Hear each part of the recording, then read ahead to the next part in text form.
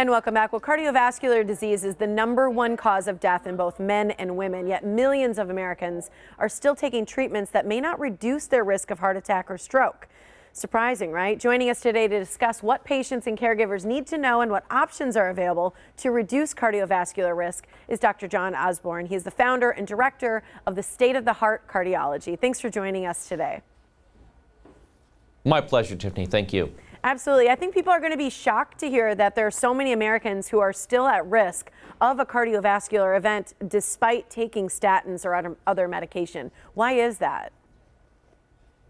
Yeah, I agree, Tiffany. It's shocking. So just appreciate, still in 2020, every 38 seconds, somebody dies of a fatal stroke or heart attack.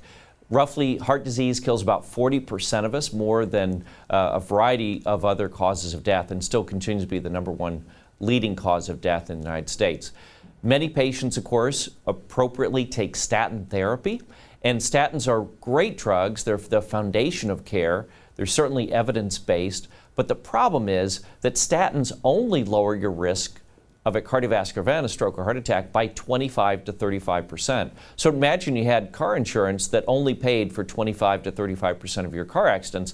You wouldn't be very happy. And that's the situation that we're in today.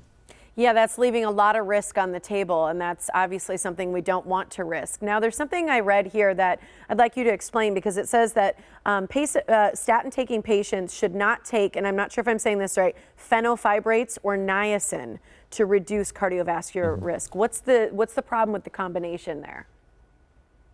Right. So the tragedy is that people are taking these drugs, fenofibrates or fibrates as we call them. These are drugs like Tricor, Trilipics, or niacin, in belief that they're lowering their risk of a cardiovascular event. Many times they're taking this in addition to statins. And in fact, actually, there is no benefit. We've done the studies. There is no benefit. In fact, there may be harm because of side effects of the drugs, or in fact, one of the studies with niacin showed that people were at a greater risk of stroke taking a statin plus niacin. So as it turns out, many patients are unaware of the fact that they're doing things that offer them no benefit and perhaps even harm.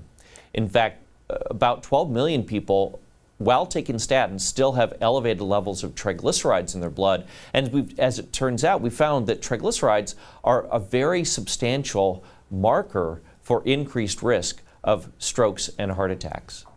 Well, I think what you said there, the fact that a lot of people aren't even aware that these things aren't helping them overall get to that more risk-free space is a little shocking to me. What about things like fish oil supplements or such like that? Are there things that we can take to help reduce it even further?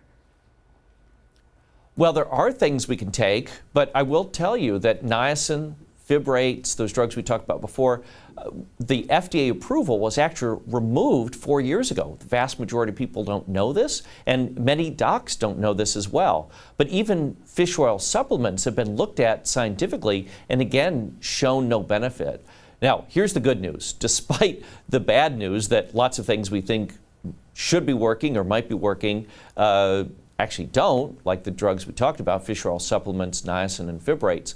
As it turns out, there now is an FDA-approved effective product that further lowers the risk in our patients, even despite what statins do to lower the risk of cardiovascular events, that is strokes and heart attacks. Is there a name to that, or what should we be asking our doctor? Well, definitely ask your doctor about this. This is a drug that's been around for a number of years, but we now have new data showing it lowers cardiovascular risk, and that drug is Vascepa. But please ask your doctor about this. And also, too, there's a great website with more information called truetoyourheart.com. That's truetoyourheart.com. All right, we're out of time, but thank you so much for joining us, Dr. Osborne. We appreciate it. My pleasure. Thank you, Tiffany. Have a great day. Absolutely. That website, again, is truetoyourheart.com to learn more. All right, still ahead.